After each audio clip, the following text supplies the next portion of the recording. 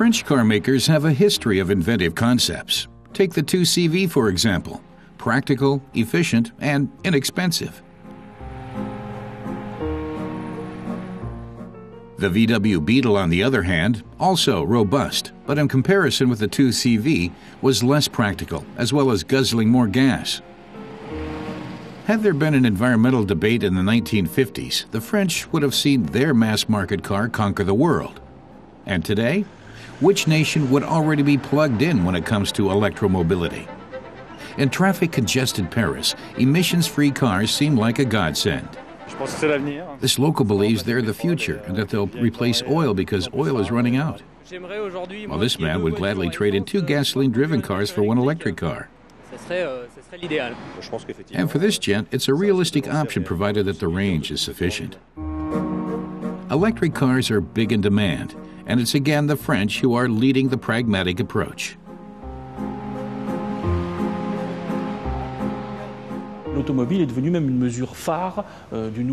Mobility is a prestige project for the government, says French carmaker spokesman François Roudier. The government wants to promote electromobility. Some 100,000 Peugeot Ions and Citroën C0s will be made next year by the Mitsubishi Group.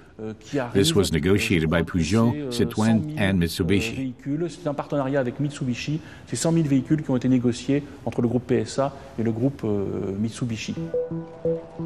The strategy in Germany is a different one. There the focus is on investing in further research and development, as the Environment Minister explains.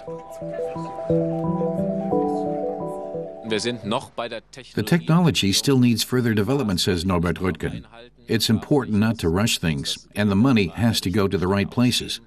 Now they're at the stage of product development, technological development, and market development. The government is concentrating state funds in that direction. He's sure it's the right strategy. R&D is a priority for the German auto industry. BMW fleet of electric cars has grown to an impressive 600 vehicles. While some experts doubt that the 500 million euros provided by the government will be enough.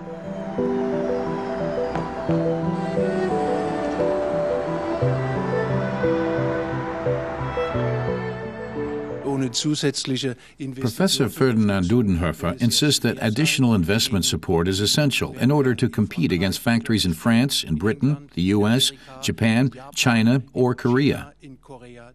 Germany has some catching up to do, and he says the government has not followed up on its promised commitment to electromobility. Unlike many other car-making countries, such as France and Italy, says Ministry of Transport spokesman Andreas Scheuer, the philosophy and image in Germany is communicated first via the executive class, and then down to the mid-range and super minis. It's about quality rather than quantity, and about thoroughness being more important than deadlines. Selected customers across the world are now trying out the electric versions of BMW's popular Mini. The company wants to know where it is likely to face difficulties when making electric vehicles. Despite the massive investments to date, BMW development executive Klaus Dreger believes more research is the key. These 600 Mini E's have covered over 10 million kilometers, he says. But BMW only considers the job half done and will be continuing its tests with the Mini E's. This will include tests in new countries. A crucial point is recharging these future electric models. So issues such as infrastructure are also important.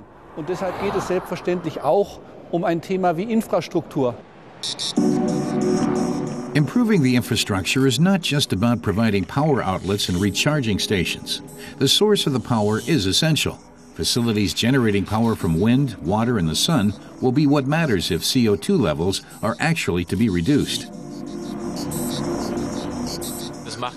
It makes little sense from an environmental perspective, says Minister Norbert Röttgen, if you fuel up your electric car with energy generated from coal. Then you'll have the CO2 figures. Electromobility and renewable energies belong together. The hope is for the Beetle and 2CV to come to symbolize the bygone gasoline era. And making this vision come true requires power to be provided from regenerative sources.